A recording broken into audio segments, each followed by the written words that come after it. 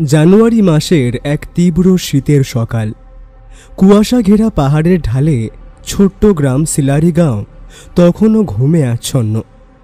এই গ্রামে লোকবসতি খুবই কম, আর পরিবেশ এতটাই নির্জন যে মানুষ ফিসফিস করে কথা বললেও তা যেন কোথাও দূর থেকে শোনা যায়।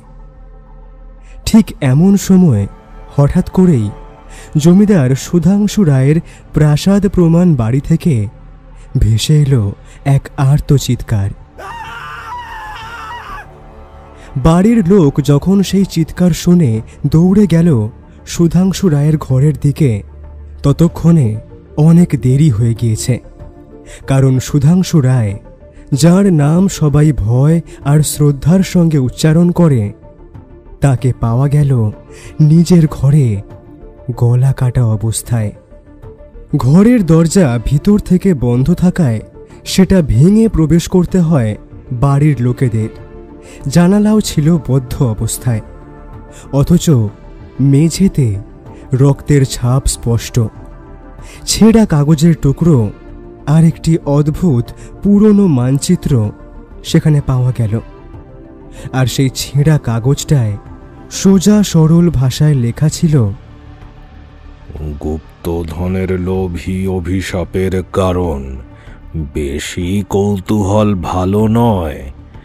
যে এই গুপ্তধনের সন্ধান করবে, অভিশাপ এইভাবেই তাকে গ্রাস করবে।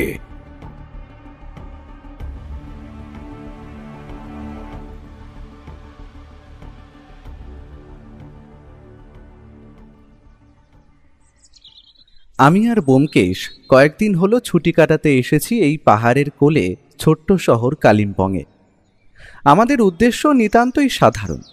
কলকাতায় একটার পর একটা কেসের ঠেলায় ব্যোমকেশ অতিষ্ঠ হয়ে শেষ অবধি বলে ওঠে, অজিত, বুঝলে ভাইয়া, এবার একটু ছুটি ভোগের দরকার আছে। মনটা এবার কেমন পাহাড় পাহাড় করছে। আর মন ভালো করার ঠিকানা তো এই একটাই। চলো বেরিয়ে পড়া যাক। যেমন বলা তেমন কাজ। আমরা কালিম্পং শহরে পৌঁছাই রাতের অন্ধকারে। তাই পরের দিন ঘুম ভাঙার সাথে সাথেই আমরা সাক্ষী হই কালিম্পংয়ের ঘন কুয়াশা ঢাকা একটা অসাধারণ সুন্দর সকালের সাথে।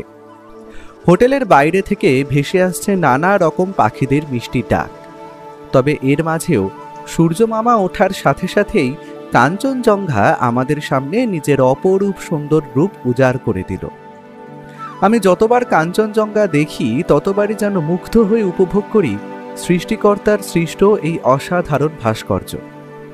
ব্যোমকেশও তখন হোটেলের বারান্দায় দাঁড়িয়ে সেই সুন্দর অবিস্মরণীয় কাঞ্চনজঙ্ঘার কোলে সূর্যোদয়ের দৃশ্য উপভোগ করছিল।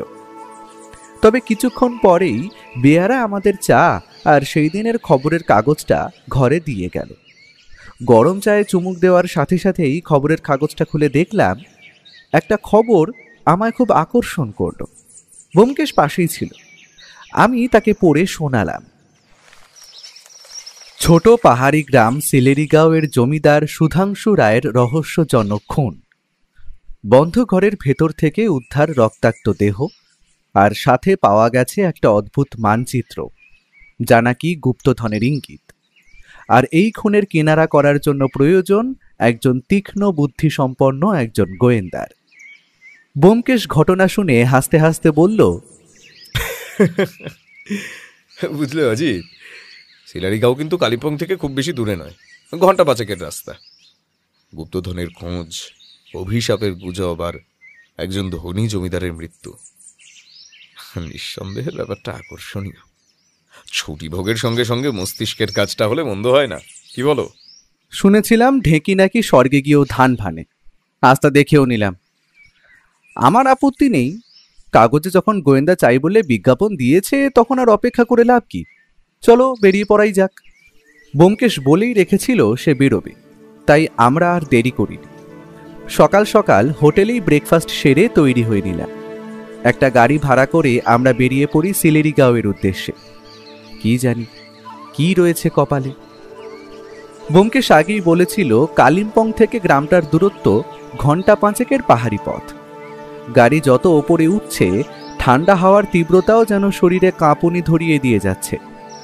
রাস্তার দুপাশে পাইন গাছের সারি আর মাঝে মাঝে চোখে পড়ছে একটা দুটো ছোট পাহাড়ি গ্রাম। ব্যোমকেশ আগেই ফোন করে জানিয়েছিল যে আমরা আসব।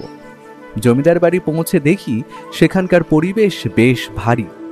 আর গাড়ি যখন পথ শেষ করে জমিদার বাড়ির গেটে এসে দাঁড়ায়, তখন বুঝতে পারি বাড়িটা পাহাড়ের ওপরে এক চমৎকার জায়গায় অবস্থিত। বাড়ি বললে ভুল হবে, কারণ এটা যেন মস্ত এক পাহাড়ি ধাঁচে নির্মিত প্রাসাদ। বিশাল কাঠের দরজা, লোহার ফ্রেমের জানলা, আর বাইরে গেটে অবস্থান করছে দুটো পাথরের কাজ করা সিংহ মূর্তি। দারোয়ান গেট খুলে দেওয়ার সাথে সাথেই আমরা দেখতে পেলাম একজন বয়স 30-এর জোয়ান লোককে। পরে জেনেছি তিনি হলেন মৃত জমিদারের ভাই দীপনারায়ণ রায়। তিনি আমাদের দেখে নমস্কার জানিয়ে অভ্যর্থনা জানালেন। ব্যোমকেশ বাবু, আমাদের পরিবারের আজ চরম বিপদ। দাদার এমন মৃত্যু মেনে নেওয়া যায় না। গ্রামের লোকেরা বলছে এটা নাকি অভিশাপ, কিন্তু আমি জানি গুপ্তধনের লোভই দাদার মৃত্যুর কারণ হতে পারে। অভিশাপ বলে কিছু হয় না দীপনারায়ণ বাবু। যে রহস্য যত বেশি ধোঁয়াশা তৈরি করে, মানুষ তখন তাকে লুকোনোর জন্য অভিশাপের নাম দেয়। আমি অন্তত সত্যান্বেষী হিসেবে এই সমস্ত জিনিসে বিশ্বাস করি না। সে যাই হোক, আমি ঘটনাস্থল একবার ঘুরে দেখতে চাই, যেখানে আপনার দাদার মৃত্যু ঘটেছে। অবশ্যই, আপনারা আমার সাথে আসুন। বাড়ির ভিতরে প্রবেশ করে দেখলাম চারিদিকে ছড়িয়ে রয়েছে দামি আসবাবপত্র আর বিলেতি ফুলদানি। বাড়ির প্রতিটা ঘরে ঝুলছে একটি করে ঝাড় লণ্ঠন। কিছু কিছু জায়গায় দেওয়ালে হরিণের শিংও যেন চোখে পড়ল। আপাত দৃষ্টিতে যা দেখলাম, বলা যায় এই জমিদার বাড়ির অবস্থা এখনো অবস্থাপন্ন। সিঁড়ি দিয়ে দোতলায় উঠে আমরা প্রবেশ করলাম একটা বড় ধরনের ঘরে। আর এটাই যে জমিদারের শোয়ার ঘর ছিল তার বলে দিতে হয় না। দরজার লক ভাঙা, অর্থাৎ মৃতদেহ উদ্ধার হয়েছে দরজা ভেঙেই আশা করা যায়। তবে খুনটা হলো কিভাবে? মেঝেতে এখনো লেগে রয়েছে রক্তের দাগ, আর একটি পুরনো মানচিত্রের টুকরো পাশের দেরাজের ওপরে রাখা। ব্যোমকেশ প্রথমে গিয়েই সেটি হাতে তুলে নিয়ে ভালো করে দেখল। আমিও দেখলাম নকশাটা, আর এটাই সেই গুপ্তধনের নকশা, সেটা বলে দিতে হয় না। আচ্ছা দীপনারায়ণ বাবু, এই মানচিত্রের কোনায় একটা অদ্ভুত প্রতীক আছে। এটা কি কোনো মন্দিরের চিহ্ন? হ্যাঁ ব্যোমকেশ বাবু, এটা একটি মন্দির। দাদা বহুবার সেখানে গিয়েছিলেন গুপ্তধনের সন্ধানে, তবে তিনি কিছু পেয়েছিলেন কিনা বলতে পারবেন না। আর এই হুমকি চিঠিটা পড়েছিল মৃতদেহের পাশে। এই বলে ভদ্রলোক পকেট থেকে বার করে আনলেন একটা দলা মোচা করে ভাঁজ করা একটি কাগজ, যেখানে লেখা, গুপ্তধনের লোভী গ্রাস করবে তার সন্ধানকারীকে। এই বাড়িতে আপনি ছাড়া আর কে কে থাকেন? আমি সবার সঙ্গে কথা বলতে চাই। বাড়িতে লোক বলতে দাদার স্ত্রী শ্রেয়া রায় এবং তার একমাত্র ছেলে সৌরভ রায় এবং দাদার সহকারী অজয় ঘোষ। আর সবসময় কাজের জন্য একজন চাকর আছে। ড্রাইভার আর গেটের দারোয়ানকে তো আপনি দেখেছি। আমি সবাইকে এক এক করে ডেকে দিচ্ছি, সবাই আপনাকে এই তদন্তে সাহায্য করবে।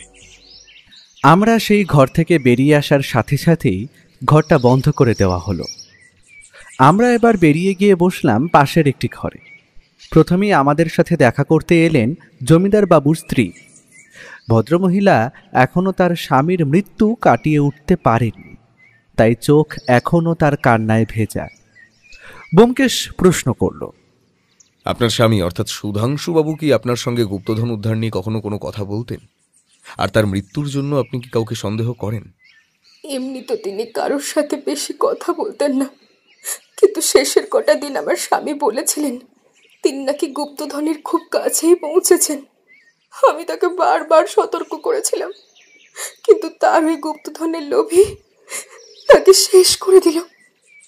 আর কেই বা তাকে খুন করতে পারে ব্যোমকেশবাবু বলুন?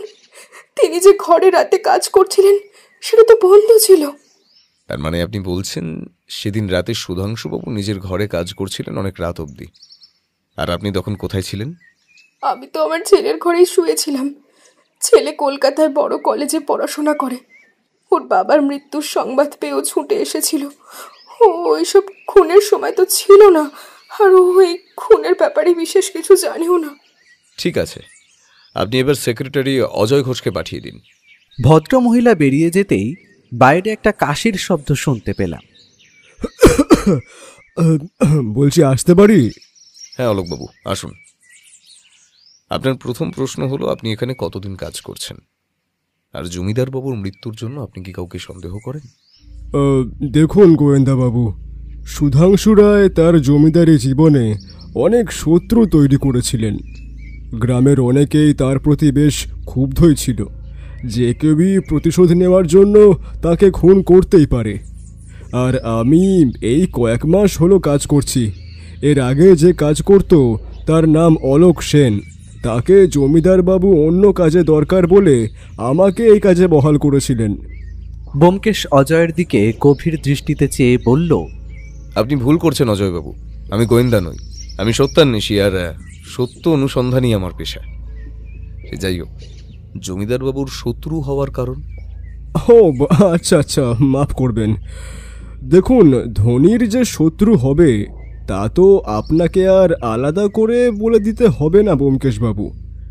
প্রথম কথা, ব্যবসার জন্য ও টাকার জন্য অনেক সময় অনেকজনের সঙ্গে বেশ মনোমালিন্য হয় ওনার। তাই খুন তো প্রতিশোধ নিতেও অনেকেই করে থাকতে পারে। আর সন্দেহের কথা যদি বলেন, না না, আমি ওটা ঠিক বলতে পারবো না। আমার ওই বিষয়ে তেমন কোনো ধারণা নেই, মাফ করবেন ব্যোমকেশবাবু। আচ্ছা ঠিক আছে অজয়বাবু, আপনি এখন আসতে পারেন, তবে ভবিষ্যতে তদন্তের জন্য আপনাকে আবার ডাকা হতে পারে। ভদ্রলোক বাইরে বেরিয়ে যাওয়ার সাথে সাথেই ব্যোমকেশ চিন্তিত স্বরে বলল, প্রতিশোধ আর লোভ এই দুটো সাধারণত একসঙ্গে চলে, তবে এই খুনটা খুবই মাথা খাটিয়ে করা হয়েছে তা বলে দিতে হয় না। আমাদের সময় নষ্ট করা যাবে না। এই মানচিত্র আমাদের রহস্যের পরবর্তী ধাপ দেখাবে। জমিদারবাবু গুপ্তধনের কথাটা সন্ধান পেয়েছিলেন, সেটা একবার খুঁটিয়ে দেখা দরকার। জমিদারের রহস্যময় খুন আর গুপ্তধনের মানচিত্রের সূত্র ধরে আমাদের পরবর্তী কাজ ছিল জমিদার সুধাংশু রায়ের শত্রু এবং তাঁর জীবনের অজানা দিকগুলো খুঁজে বের করা। তাই পরের দিন সকালে দীপনারায়ণ রায়কে ওই ব্যাপারে জিজ্ঞেস করায় তিনি জানালেন, শত্রুর কথা যদি আপনি বলেন ব্যোমকেশবাবু, রজন দত্ত আমাদের পরিবারের এক সময়ের খুবই ঘনিষ্ঠ বন্ধু ছিল। দাদা আর রজনের একসঙ্গে ব্যবসাও শুরু করেছিলেন। তবে রজনের একটা দুর্বলতা ছিল, লোভ। একসময় রজন আমাদের ব্যবসার টাকা নিজের কাজে ব্যবহার করার চেষ্টা করে। দাদা বিষয়টি জানতে পেরে তার বিরুদ্ধে আইনি ব্যবস্থা নেয়। ফলে রজন একদিকে ব্যবসা হারায় আর অন্যদিকে মান ইজ্জত শেষ হয়ে যায়। শোনা যায় সেই মনের দুঃখে গ্রাম ছেড়ে চলে যায়। ব্যোমকেশ কথাটা শুনে গম্ভীরভাবে বলল, লোভ এবং অপমান দুই একজন মানুষকে ধ্বংসের কিনারায় পৌঁছে দিতে পারে। তবে এর সঙ্গে গুপ্তধনের মানচিত্রের কি সম্পর্ক? রঞ্জন কি ফিরে এসে প্রতিশোধ নেওয়ার চেষ্টা করছিল? এ ব্যাপারে আমি নিশ্চিত নই ব্যোমকেশবাবু। তবে কয়েকদিন আগে গ্রামে একজন অচেনা লোককে ঘোরাঘুরি করতে দেখেছে গ্রামের কিছু মানুষ। তার চেহারার বর্ণনা শুনে মনে হচ্ছে সে রজন হতে পারে। অনেক ধন্যবাদ আপনাকে। আমি আর একবার একটু আপনার দাদার ঘরটা খুঁজে দেখতে চাই। আসলে আগের দিন আপনার দাদার টেবিলে একটা ডায়েরি আমার চোখে পড়েছিল।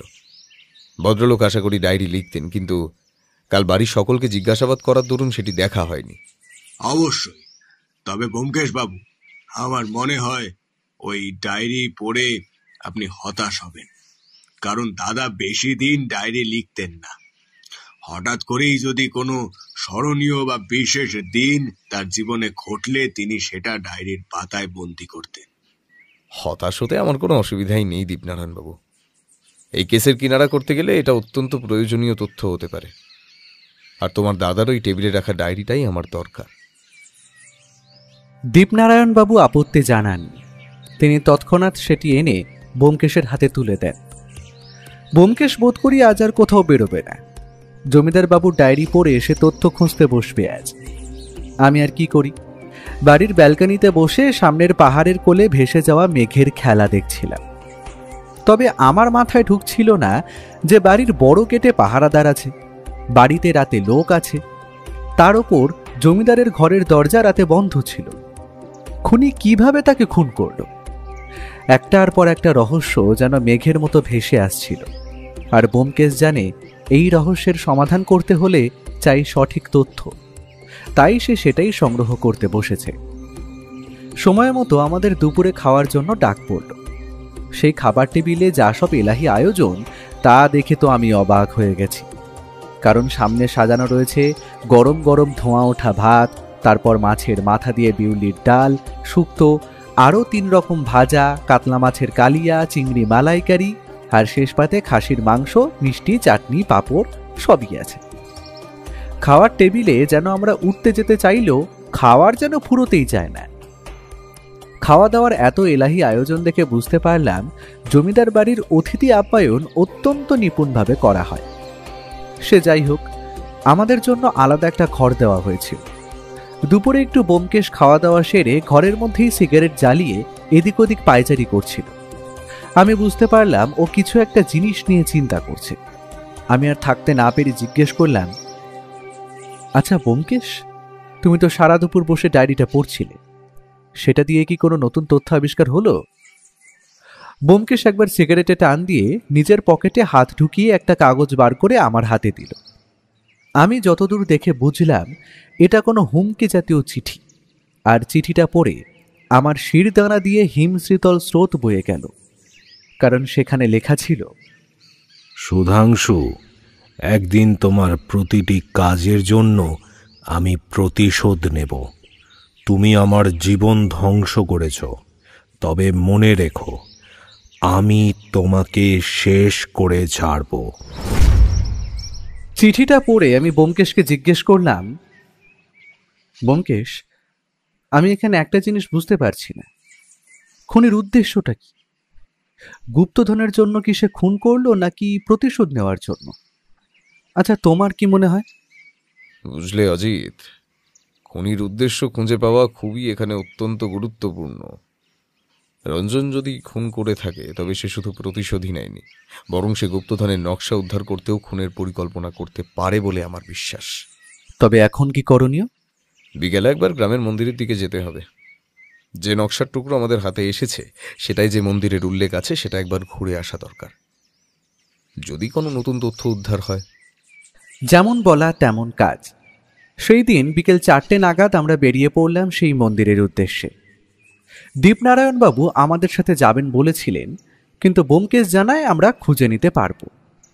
আসলে আমি জানি ব্যোমকেশ তদন্তের ব্যাপারে খোঁজ করতে যাচ্ছে, এতে সে আর কাউকে নিতে চায় না। আমরা পাহাড়ি গ্রামের পথ ধরে মানুষজনকে জিজ্ঞেস করতে করতে এগিয়ে চললাম। গ্রামের এক জায়গায় একটা চায়ের দোকান দেখে ব্যোমকেশ বলল, বুঝলে অজিত, এই সমস্ত গ্রামের চায়ের দোকান হলো সমস্ত রকম আড্ডা ও খবর বিনিময়ের স্থান। চলো ভাইয়া, একটু চা খেয়ে আসা যাক। দোকানে একজন বয়স্ক মানুষ বসেছিলেন। ব্যোমকেশ ওনাকে 2 কাপ চা দিয়ে জিজ্ঞেস করল, আচ্ছা, তুমি এখানকার জমিদার বাবুর মৃত্যুর ব্যাপারে শুনেছ নিশ্চয়ই। তোমাদের কি মনে হয় কিভাবে ওনার মৃত্যু হয়েছে? আপনারা শহরের বাবু বলে মনে হচ্ছে। জমিদার বাবুর মৃত্যুর ব্যাপারে আমরা জানি না, কিন্তু ওনাকে যে কোনো অভিশাপ মেরেছে তা আমরা বুঝতে পারি, কারণ উনি অনেক দিন ধরেই এই মন্দির আর মন্দিরের পাশের জঙ্গলে একা একা কিছু খুঁজছিলেন। হয়তো ওনার পেছন পেছন কোনো অপশক্তি ওনার বাড়ি পৌঁছে গেছিল, ওরাই ওনাকে মেরে দেয়। আচ্ছা কাকা, তুমি ওসব ছাড়ো। এখানে কি কয়েকদিন ধরে কোনো অদ্ভুত ও নতুন লোককে ঘোরাঘুরি করতে দেখেছো? হ্যাঁ, কয়েকদিন ধরে একটা পাগল ওই মন্দির আর তার আশেপাশে গ্রামে দেখা যাচ্ছে। আগে আমরা কোনোদিন পাগলটাকে দেখিনি, লোকটা যেন হঠাৎ করেই আসে আর উবে যায়। একদিন তো আমার দোকানে এসেও বসেছিল। তবে অদ্ভুত হলো, লোকটা পাগলামো করলেও সে কিন্তু চা খেয়ে আমার হাতে চায়ের দাম হিসেবে 2 পয়সা ধরিয়ে দিয়েছিল। বড়ই অদ্ভুত ঘটনা, পাগল চা খেয়ে পয়সা দিচ্ছে, এটা তো কখনো শুনিনি। যাই হোক, গ্রামের মন্দিরটা কি সামনে কাকা? বৃদ্ধ ভদ্রলোকের বলা রাস্তা দিয়ে আমরা এগিয়ে যেতেই মন্দিরটা চোখে পড়ল। এটি একটি মহাদেবের মন্দির, তবে আশা করি এখন বিকেল হয়ে যাওয়ার কারণে বন্ধ ছিল। কিন্তু মন্দিরের পাশে একটা ছোট কুঁড়ে ঘর জাতীয় ছোট পাহাড়ি ঘর থেকে বেরিয়ে এলেন একজন গেরুয়া বসন পরিহিত পুরোহিত। ব্যোমকেশ তার দিকে এগিয়ে গিয়ে বলল, নমস্কার ঠাকুরমশাই, এটাই রায় জমিদারদের প্রতিষ্ঠা করা মন্দির, তাই তো? আর আমরা রায়বাড়ি থেকেই আসছি। আপনার থেকে কিছু তথ্য জানতে চাই, আশা করি আপনি আমাকে সাহায্য করবেন। জানি জানি, আমাকে সুধাংশু রায়ের মৃত্যুর কথা জিজ্ঞাসা করতে এসেছো তো? আসো, বসো মন্দিরে। আমার নাম বিজয় ত্রিপাঠী। প্রায় 30 বছর এই মন্দিরের নিত্য সেবা আমি করছি। তোমাদের যে গুপ্তধন নিয়েও জিজ্ঞাসা থাকবে, আমি সেটাও বুঝতে পারছি। আমরা মন্দিরে প্রবেশ করতেই পুরোহিত মশাই গর্ভগৃহের দরজা খুলে দিলেন। মহাদেবের মূর্তির সামনে প্রণাম জানিয়ে আমরা ওনার উত্তরের অপেক্ষায় বসলাম। জমিদার সুধাংশু রায় এক প্রাচীন গুপ্তধনের বিষয়ে জানবার পর থেকেই একটু বেশি অস্থির হয়ে উঠেছিলেন। তিনি আমাকেও বহুবার বলেছিলেন সেটা নাকি তার পরিবারের সম্পত্তি। আমি তাকে বহুবার বারণ করেছিলাম ওইসব বিপদকে যেন না ডেকে নিয়ে আসে, কিন্তু তিনি আমার কথা একদমই শোনেননি। আর শেষমেশ সেই অভিশাপই গ্রাস করলো তাকে। তার মানে আপনি বলতে চাইছেন ওই গুপ্তধন সত্যি আছে? আগে হ্যাঁ, গুপ্তধন তো আছেই।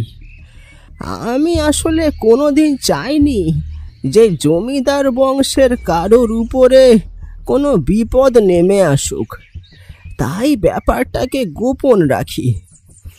আর সত্যি বলতে, গুপ্তধন যে আসলে কোথায় আছে তার সত্যিকারের হদিশ কিন্তু কেউ জানে না। আমরা যখন মন্দির দিয়ে বেরোলাম তখন প্রায় সন্ধ্যা হয়ে এসেছে। পাহাড়ি গ্রামের সন্ধ্যা নামে ঝপ করে, আর সাথে নামে ঠান্ডা। আমরা যে পথ দিয়ে এসেছিলাম সেই পথ দিয়ে এগিয়ে যেতে শুরু করলাম। এখানে সন্ধ্যের পর থেকেই রাস্তায় যেন জনমানুষ কমে আসে। আমরা একটু আগে এগোনোর সাথে সাথেই হঠাৎ করে একটা গাছের নিচে একটা অদ্ভুত দর্শন লোকের দেখা পেলাম। লোকটার মুখ ভর্তি পাকা দাড়ি, শরীরে ছিন্ন ভিন্ন পোশাক, চোখ দুটো অদ্ভুত রকমের লাল, আর তার কাঁধে ছিল একটা বস্তা। লোকটা আমাদের দেখেই হঠাৎ করে একটা আদলা ইট তুলে ছুঁড়ে মারলো আমাদের দিকে। অতর্কিতে এমন আক্রমণ আমরা কল্পনাও করতে পারি। ইটটা পাশের একটা গাছের গুঁড়িতে লাগলো। ব্যোমকেশ ছুটে পাগলটার দিকে তেড়ে গেল, কিন্তু পাগলটা যেন নিজের আনমনে চিৎকার করতে করতে পালাতে পালাতে বলতে লাগলো, গুপ্তধন গুপ্তধন, যে আসবে সে মরবে, অভিশাপ কাউকে ছাড়বে না। তুই আয়, আমি আসি, সবাই মরবে। গুপ্তধন, খালি গুপ্তধন। ব্যোমকেশ খানিকটা পেছনে ছিল। সেই সুযোগে লোকটা বোধ করি তীব্র গতিতে ছুটে পালিয়েছে। আমি হঠাৎ ওর হাতে একটা ছোট ভাঁজ করা ছেঁড়া কাগজ দেখে অবাক হয়ে জিজ্ঞেস করি, এই ব্যোমকেশ, তোমার হাতে ওটা কি? এটা একটা ছেঁড়া নকশা, আর যতদূর মনে হচ্ছে আমাদের জমিদার সুধাংশু রায় যে নকশাটা পেয়েছিলেন এটা তাঁরই ছেঁড়া অংশ। তবে এখন প্রশ্ন হলো এই পাগলটাকে, আর এর কাছে ওই ছেঁড়া নকশার অর্ধেক অংশটা এলো কি করে? মনের মধ্যে অসংখ্য প্রশ্ন নিয়ে আমরা ফিরে এলাম জমিদার বাড়িতে।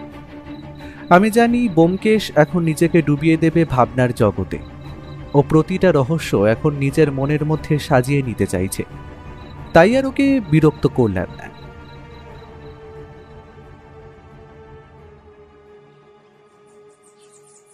পরের দিন সকালে আমার ঘুমটা ভেঙেছিল বেশ বেলার দিকে।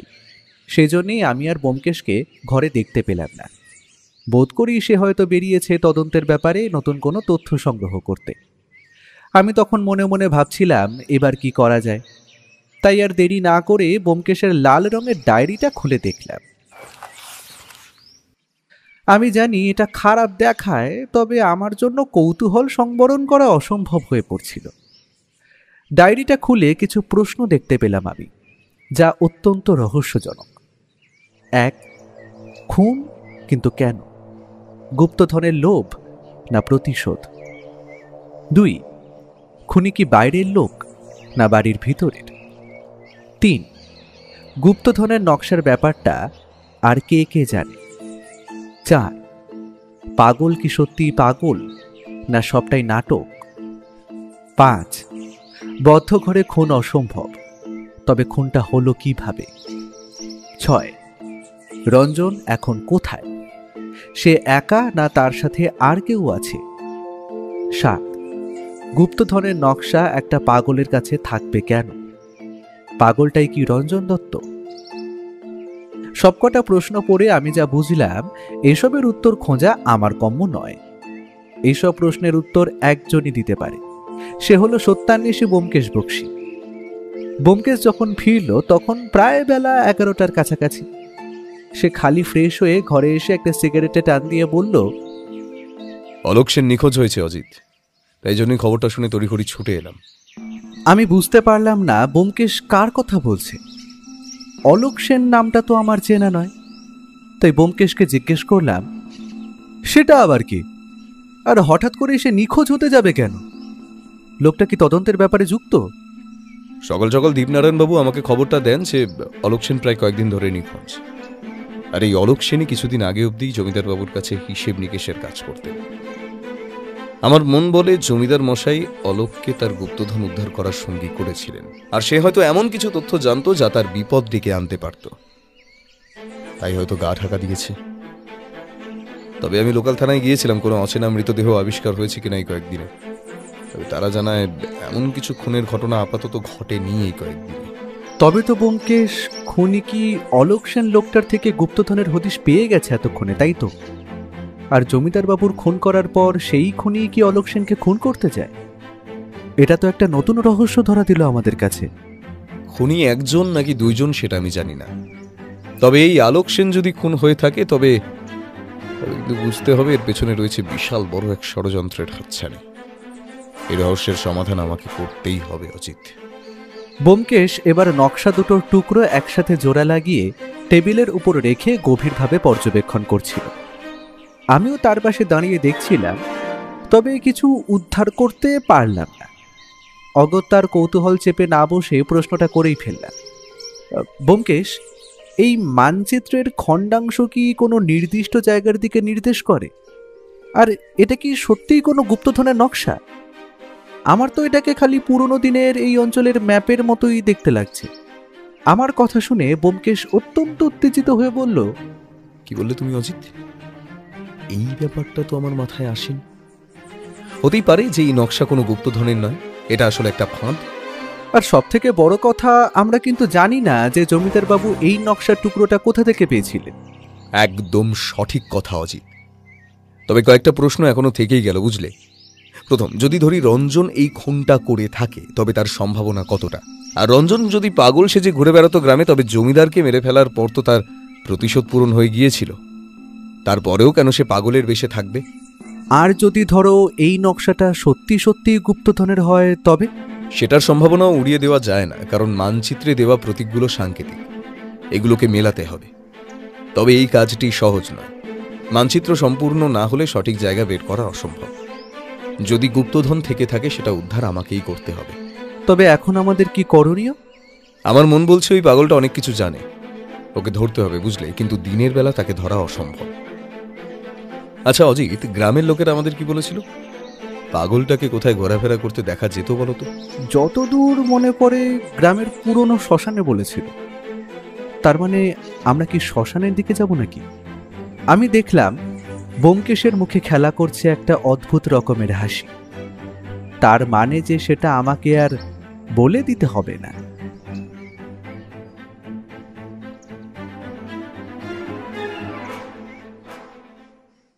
সেই দিন ব্যোমকেশ সারাটা দিন কিছু না কিছু ভাবতে ভাবতেই কাটিয়েছে। তবে রাতের খাওয়া দাওয়া হতেই সে আমায় বলল, অজিত প্রস্তুত হও, আমাদের এখন বেরোতে হবে। আমার মন বলে ওই পাগলটাই আমাদের অনেক প্রশ্নের উত্তর দিতে পারবে, আমাদের ওকে ধরতেই হবে। ব্যোমকেশ আমায় আগে থেকেই শিখিয়ে দিয়েছিল রাতের বেলা বেরোবার সময় কিরকম পোশাক পরতে হয়। তাই সেই মতো তৈরি হয়ে আমরা বেরিয়ে পড়লাম। পাহাড়ি এলাকায় রাতের অন্ধকার ক্রমেই গভীর হতে থাকে। বাতাসে অদ্ভুত শীতলতা এবং গাছগুলির শাখাগুলোর মধ্যে হালকা শোঁ শোঁ আওয়াজ ভেসে আসছিল। পথ শুকনো পাতার আস্তরণে ঢেকে থাকার কারণে আমরা এগোনোর সময় সেটায় পা পড়ার সাথে সাথেই খসখস শব্দ কানে বড়ই অদ্ভুত ঠেকছিল। আমরা যতই এগোচ্ছি রাতের মায়া যেন আরো বেশি গভীর হচ্ছে। কিন্তু হঠাৎ করেই এমন সময় আমাদের কেন জানি মনে হলো আমাদের দুইজনের চলার শব্দ ছড়াও আরও একটা জুতোর শব্দ আমাদের পিছু পিছু চলছে। বোমকে সেই শব্দ লক্ষ্য করে চারিদিকে টর্চ ফেলে দেখল, কিন্তু সেখানে নিকষ অন্ধকার ছাড়া কিছুই চোখে পড়ল না। আমরা এবার ধীরে ধীরে প্রবেশ করলাম গ্রামের পুরনো শ্মশানের ভিতর। এটা যে পরিত্যক্ত এবং পুরো শ্মশান হওয়ার দরুন লোকজন এখানে খুব একটা আসে না। শ্মশানের চারিদিকে ছড়িয়ে আছে ভাঙা কাঠ বা জ্বলে যাওয়া ছাইয়ের অবশেষ। আমার মনে হয় কি যেন একটা অদ্ভুত ভয় মেশানো অনুভূতি খেলা করছিল আমার ভিতর। আচ্ছা, ব্যোমকেশেরও কি এমনই অবস্থা?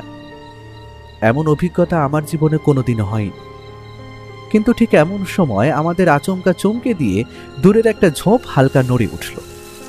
এই শ্মশানে হিংস্র জানোয়ারের ভয় নেই আশা করি, কিন্তু শিয়াল বা কুকুর থাকলেও থাকতে পারে। আমার বুকটা তখন প্রচণ্ড পরিমাণে ভয়ে ধুকপুক করে ওঠে। আমি বুঝতে পারছি যে আমার হৃৎপিণ্ডটা এখন হাপড়ের মতো ওঠানামা করছে প্রচণ্ড ভয়ে। ব্যোমকেশ কিন্তু এমন সময়ও শান্ত। সে আমার কাঁধে একটা আঘাত করে বলল, শোনো, তুমি কিছু শুনতে পাচ্ছ? আমি নিজের মাথাটা ওপর নিচ করে নিঃশব্দে বুঝিয়ে দিলাম, হ্যাঁ। এটা মানুষের আওয়াজ মনে হচ্ছে না, কিন্তু কিছু সন্দেহজনক ব্যাপার ঘটছে। চলো এই আওয়াজ অনুসরণ করে এগোনো যাক। এটার রহস্য আমায় ভেদ করতেই হবে। আমি আর ব্যোমকেশ সেই শব্দ লক্ষ্য করে শ্মশানের ভিতর একটু একটু করে পা ফেলতে ফেলতে এগিয়ে যেতে থাকি। কিন্তু মন খালি বলছে যদি কোনো বিপদ অপেক্ষা করে থাকে আমাদের জন্য। আমরা আরেকটু এগোতেই হঠাৎ চোখে পড়ল এই নির্জন ফাঁকা স্থানে রাতের বেলা একটা পাগল লোক বসে আছে, আর সে মুখ দিয়ে কিছু একটা কাপড় জাতীয় কিছু টেনে ছিঁড়তে চাইছে। আর তারই পাগলামোর জোরেই মুখ দিয়ে অদ্ভুত শব্দ আমাদের কানে আসছে। আমরা এতক্ষণ লুকিয়ে দেখছিলাম লোকটাকে একটা গাছের আড়াল থেকে। তবে পাগলটা বোধ করি আমাদের উপস্থিতি উপলব্ধি করে শান্ত হয়ে এদিক ওদিক চেয়ে দেখতে লাগলো। ব্যোমকেশ ফিস ফিস করে আমায় বলল, আজি দেখছো, কিন্তু সত্যিকারের পাগল, কারণ কাল যাকে রাতের বেলা আমি ধাওয়া করেছিলাম এটা সেই লোক নয়। তার মানে তুমি বলতে চাইছো এই লোকটার সাথে তদন্তের কোনো যোগাযোগই নেই, তাই তো? আর কালকের আমাদেরকে আক্রমণ করা লোকটা পাগল সেজেছিল। ঠিক তাই, তবে একটা জিনিস আমার মনকে বারবার নাড়া দিচ্ছে। ওটা কি অজিত? একটা জিনিস দেখে ব্যোমকেশ উত্তেজিত হয়ে বলল কথাটা, কিন্তু হঠাৎ করেই যে জিনিসটার দিকে আমাদের চোখ গেল সেটা দেখে আমরা তো অবাক। কারণ পাগলটা ব্যোমকেশের কথা শুনেই তীব্র গতিতে সরে পড়ল, আর যে জায়গায় সে বসেছিল সেই জায়গাটার মাটিটা একটু সরে গেল। আমরা ভালো করে দেখার জন্য জায়গাটা এগিয়ে যাই, আর আবিষ্কার করি এ তো একটা পুরনো ধ্বংসপ্রাপ্ত কাঠামো, আর সেটা সেখানে একটা সুড়ঙ্গকে আড়াল করার চেষ্টা করছে। সেখানে মাটি একটু সরাতেই নিচে একটা সুড়ঙ্গের প্রবেশ পথ চোখে পড়ল আমাদের। ব্যোমকেশ নীরবে সুড়ঙ্গের দিকে তাকিয়ে বলল, এটা তো অনেক দিনের পুরনো বলে মনে হয়।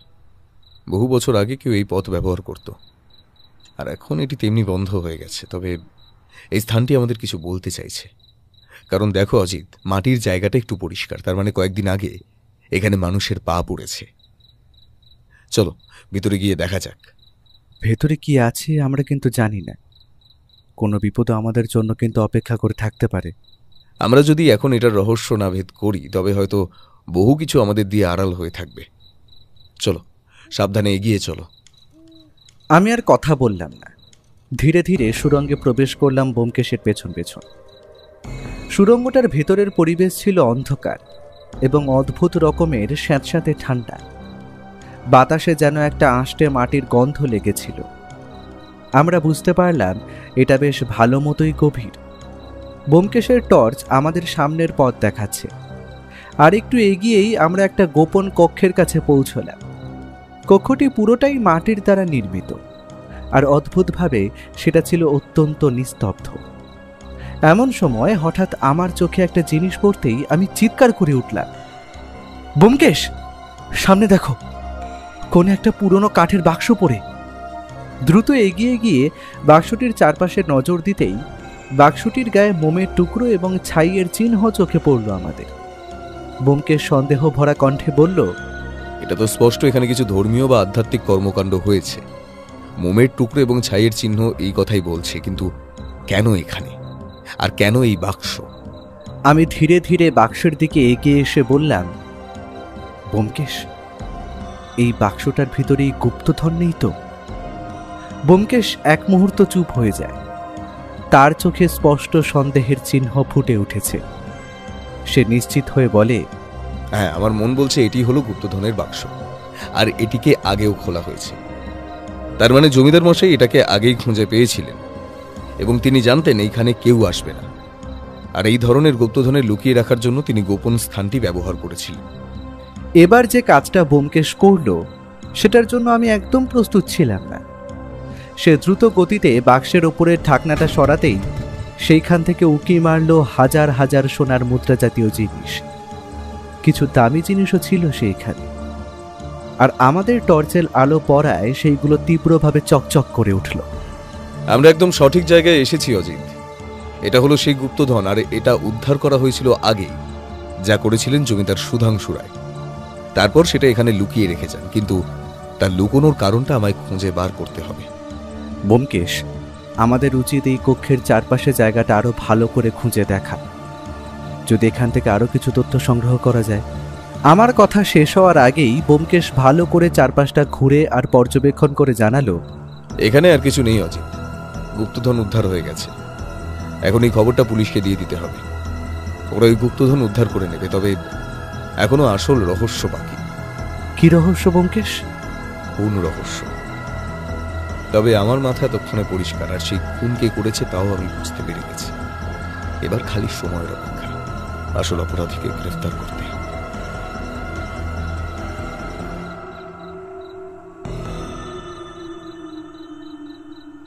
সেই দিনের মতো আমরা ফিরে আসি রায়বাড়িতে।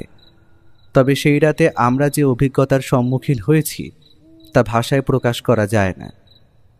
ব্যোমকেশ বলেছে ওর সব রহস্যের জট খোলা হয়ে গেছে, কিন্তু আমি এখনও যেই তিমিরে সেই তিমিরেই রয়েছি। আর সব রহস্যের সমাধান করবে একজনই, তার নাম ব্যোমকেশ বক্সী।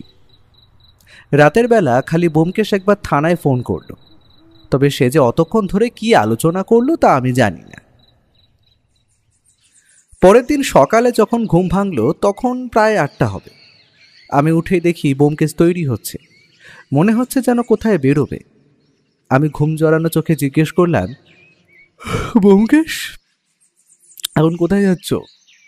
তাও আর এত সকাল সকাল? ব্যোমকেশ নিজের রিভলভারটা পকেটে ধোকাতে ধোকাতে বলল, খালি আমি না অজিত, তৈরি হয়ে নাও, রহস্য উদ্ঘাটনের সময় উপস্থিত। স্থানীয় পুলিশকে বলা হয়ে গেছে ওরা জিপ নিয়ে আসছে, আমাদের পিক আপ করে নেবে। আর আমাদের সঙ্গে আজ অভিযানে যাচ্ছেন স্বয়ং দীপনারায়ণ বাবু। গুপ্তধন উদ্ধার হয়ে গেছে? শুধু এখনো ধোঁয়াশে রয়ে গেছে খুনের রহস্যে। খুনি কি আমাদের জন্য অপেক্ষা করবে নাকি? পাগলটা আমাদের দেখে সেদিন পালাবার সময় একটা নকশা ফেলে দিয়ে গিয়েছিল, মনে আছে? আসলে সেই নকশা কোনো গুপ্তধনের হলেও গুপ্তধন আগেই সরানো হয়ে গিয়েছিল, আর সেটি সরিয়েছিলেন জমিদার সুধাংশু রায়। আর সেই স্থানেই হয়তো এখনো একজন অপেক্ষা করছে গুপ্তধন উদ্ধারে। সে আসলে জানেই না যে গুপ্তধন আর সেখানে নেই, তবে তাকে ধরার সুযোগ আমরা ছাড়তে পারবো না। আমরা তৈরি হয়ে নিচে যেতেই জিপের শব্দ শুনতে পেলাম। একটা গাড়িতে আমি, ব্যোমকেশ, পুলিশ ইন্সপেক্টর আর দীপনারায়ণ বাবু, আর অপর গাড়ি দুটিতে অস্ত্রধারী পুলিশ বাহিনী। ব্যোমকেশের দিকে তাকিয়ে দেখলাম সে অত্যন্ত নিশ্চিন্ত। একটা হিন্দি গানের সুর ও যেন ভাসতে শুনলাম। দীপনারায়ণ বাবু আমাদের পথ দেখিয়ে নিয়ে আসছিল এতক্ষণ জঙ্গলের ভেতর দিয়ে। জঙ্গলটা একটু একটু করে বৈধ ঘন হয়ে উঠছে তা আমাদের কাছে স্পষ্ট। নিচে পাকা রাস্তা ছেড়ে আমরা পাহাড়ি মাটির রাস্তা ধরেছি প্রায় মিনিট খানেক। গাড়ি থামলা গভীর বনের মধ্যে। চারিদিকে পাখির কলতানের শব্দ ছাড়া অন্য কিছু শোনা যায় না। এই পাহাড়ি ঘন জঙ্গলের ভেতর দিয়ে গুহার পথে হাঁটতে শুরু করি আমরা। দীপনারায়ণ বাবুর এইসব জঙ্গল চেনা, তাই তিনি আমাদের আগে আগে পথ দেখিয়ে এগোচ্ছিল, কিন্তু তার মুখে ভয়ের ছাপ স্পষ্ট।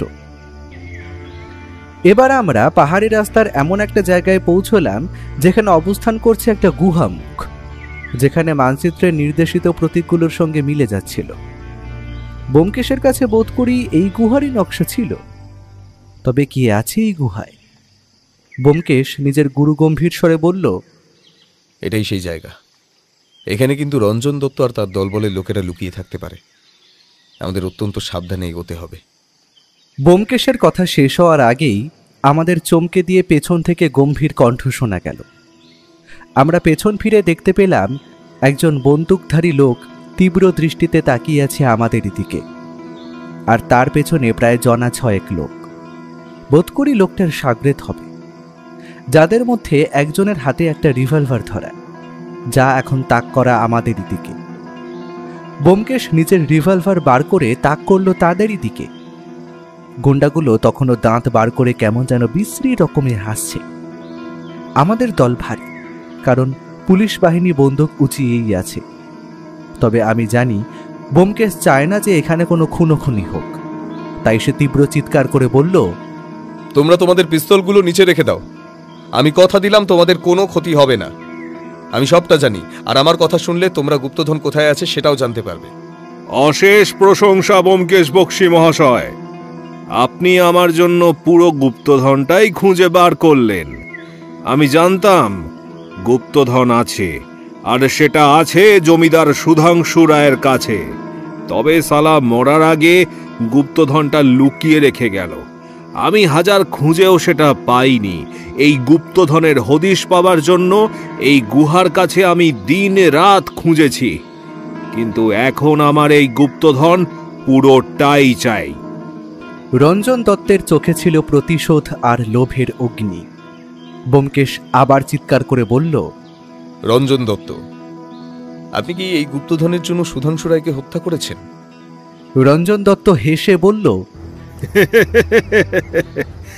সুধাংশু আমার জীবন ধ্বংস করেছে, আমার পরিবারকে পথে বসিয়েছে।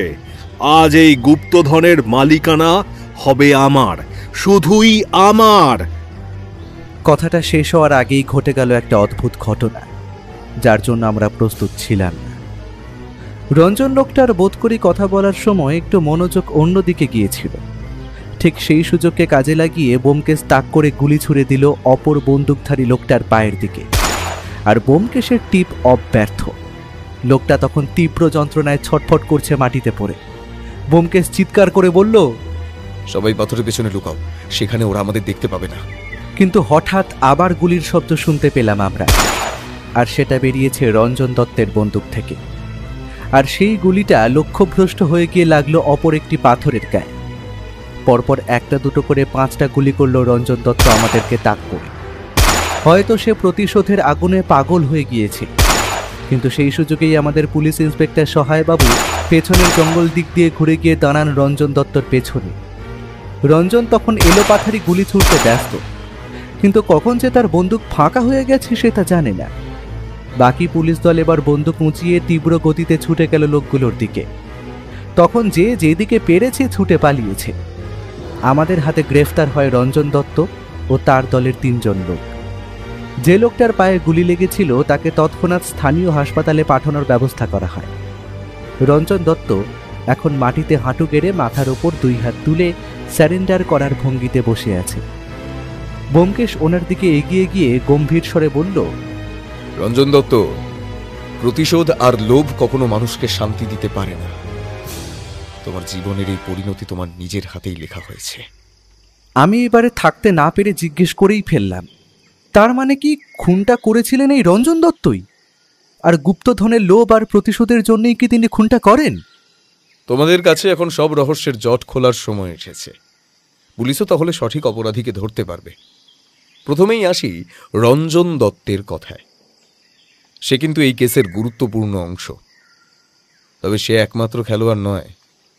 অলোক সেনের হঠাৎ করে নিখোঁজ হয়ে যাওয়া এবং একটা পাগল আমাকে মানচিত্রের ছেঁড়া টুকরো দিয়ে যাওয়া, সবটাই এর সঙ্গে জড়িত। ব্যোমকেশ, আর হেয়ালি নয়, সবটা একটু খুলে বলো তো দয়া করে। ব্যোমকেশ এবার তার স্বভাবসিদ্ধ ভঙ্গিতে একটা সিগারেট ধরিয়ে একটা শুক টান দিল। তারপর বলা শুরু করল, তোমাদের যদি প্রথম থেকেই সবকিছু বলতে হয় তবে বলতে হবে রঞ্জন দত্ত, যে ছিল একসময় জমিদার সুধাংশু রায়ের অত্যন্ত ঘনিষ্ঠ বন্ধু, এবং তারা একসঙ্গে ব্যবসার কাজে যুক্ত ছিলেন। কিন্তু কিছু কারণে তাদের মধ্যে মনোমালিন্য হওয়ায় জমিদার বাবু তার অংশের টাকা ব্যবসা দিয়ে তুলে নেয়। তাই তাদের ব্যবসা বন্ধ হয়ে যায়। জমিদার বাবু বড়লোক মানুষ, তার কোনো ক্ষতি না হলেও ক্ষতি কিন্তু হয়েছিল রঞ্জন দত্তের, আর তার সেই ক্ষতির সঙ্গে সঙ্গেই ভেসে যায় তার সংসার। তারপর থেকেই তার ভিতর জ্বলতে থাকে প্রতিশোধের আগুন। সে যে কোনো উপায় হোক জমিদার সুধাংশু রায়ের থেকে বদলা নিতে চেয়েছিল, কিন্তু কিছুদিনের মধ্যেই জমিদারবাবু জানতে পারেন তাদের পারিবারিক লুকোনো গুপ্তধনের কথা। আর এইখানেই আগমন হয় এক তৃতীয় ব্যক্তির, যার সেই গুপ্তধনের প্রতি লোভ ছিল প্রচুর। সে এমনভাবে এই ঘটনায় জড়িত যে কোনোভাবেই তার হাতে গুপ্তধন আসত না। জমিদারবাবু কিন্তু তাকে প্রচণ্ড স্নেহ করতেন, তাই গুপ্তধন পাওয়ার খবরটা তিনি তার ভাই দীপনারায়ণ বাবুকে জানান। কি তাই তো? আমি ঠিক বলছি তো দীপনারায়ণ বাবু? দীপনারায়ণ বাবু এতক্ষণ ব্যোমকেশের কথা মন দিয়ে শুনছিল। এবারে সে বলে উঠল, এসব আপনি কি বলছেন ব্যোমকেশ বাবু? আপনার কাছে কোনো প্রমাণ আছে? প্রমাণ জলজ্যান্ত আমার আপনার সামনে বসে রয়েছে। রঞ্জন এখনো মুখ খোলেননি, তাই আপনি দাঁড়িয়ে আছেন আমার সামনে। আপনি রঞ্জন দত্তের সঙ্গে হাত মিলিয়ে খুন করেন আপনার দাদাকে, ঠিক তো? আমি খুনের স্থান দেখে বুঝতে পেরেছিলাম এ খুন বাইরের লোকের হতেই পারে না। এখন আমি 100% নিশ্চিত যে খুনটা আপনি করেন নিজের দাদাকে, তাও আবার গুপ্তধনের লোভে। কিন্তু এখানে একজনের কথা আমরা ভুলে যাচ্ছি, সে হলো অলোক সেন। লোকটা জমিদার বাবুকে মন দিয়ে ভালোবাসত। কোনোভাবে সে বুঝতে পেরে যায় রঞ্জন তার মালিকের বিরুদ্ধে ষড়যন্ত্র করছে, তাই সে জমিদার বাবুকে সাবধান করে। কিন্তু জমিদার বাবু জানতেন না যে শত্রু তার ঘরে, তাই তিনি অত্যন্ত গোপনে গুপ্তধন লুকিয়ে রাখেন গ্রামের একটি পুরনো শ্মশানে। গুপ্তধন যে কোথায় লুকোনো ছিল তা কেউ জানত না, রঞ্জন দত্তও নয় এবং দীপনারায়ণ বাবুও নয়। শুধু জানত একজন, তার নাম অলোক সেন। আর সে যখন দেখল জমিদার বাবুর মৃত্যুর পর লোকগুলো তার উপর হামলা করতে পারে, সে ছদ্মবেশ ধারণ করে, এক পাগলের ছদ্মবেশ। আর সে ওই পাগলের ছদ্মবেশেই ঘুরে ঘুরে বেড়াত, পুরো গ্রাম আর পাহারা দিত সুধাংশু রায়ের লুকোনো গুপ্তধনে। তাই কাল রাতে যখন সে দেখল আমি গুপ্তধনের সন্ধান করতে এসেছি, তাই সে গুপ্তধনের হদিশ আমাদের কাছে দিয়ে যায়। আর সে পাগলের ছদ্মবেশী এদিক ওদিক ঘোরার কারণে জানত যে রঞ্জনের লোকেরা এই গুহায় আসত গুপ্তধনের খোঁজ চালাতে, আর তার সাহায্যেই আমি উদ্ধার করি এই গুপ্তধন এবং কিনারা করি এই খুনের। আমার কাজ এখানেই শেষ। গুপ্তধনের সঠিক জায়গা সরকারের ঘর, আর দোষীদের সঠিক জায়গা শ্রীঘর। দুটোর ব্যবস্থা পুলিশ ইন্সপেক্টর সহায় করবেন। আমাদের এবারের মতো ছুটিভোগ এখানেই শেষ। কাল কলকাতায় ফিরতে হবে। পরের দিন সকালে আমরা যখন হাওড়াগ্রামী ট্রেনে চড়ে ফিরছি, তখন একটা খুব গুরুত্বপূর্ণ কথা ব্যোমকেশ আমাকে বলেছিল। বুঝলে অজিত, লোভ আর প্রতিহিংসা মানুষকে শুধু ধ্বংস করে। দীপনারায়ণ এটা বুঝতে পারল না। গুপ্তধনের চেয়ে গুরুত্বপূর্ণ হলো সততা আর নৈতিকতা, আর তার উপর হলো পরিবার। যারা সেটা বুঝতে ব্যর্থ হয় তাদের শেষ পরিণতি এরকমই হয়। আমরা বাড়ি ফিরে আসার প্রায় 3-4 দিন পর একটা চিঠি আসে আমাদের কলকাতার বাড়ির ঠিকানায়। সেখানে ছিল একটা মোটা অঙ্কের টাকা গুপ্তধন উদ্ধার করে দেওয়ার জন্য এবং সরকারের তরফ থেকে একটি ধন্যবাদ পত্র। তবে আমি জানি ব্যোমকেশ বক্সীর সত্যের অনুসন্ধান এখানেই থামবে না। আরও অনেক রহস্য রোমাঞ্চকর ঘটনা অপেক্ষা করে আছে আমাদেরই জন্যে।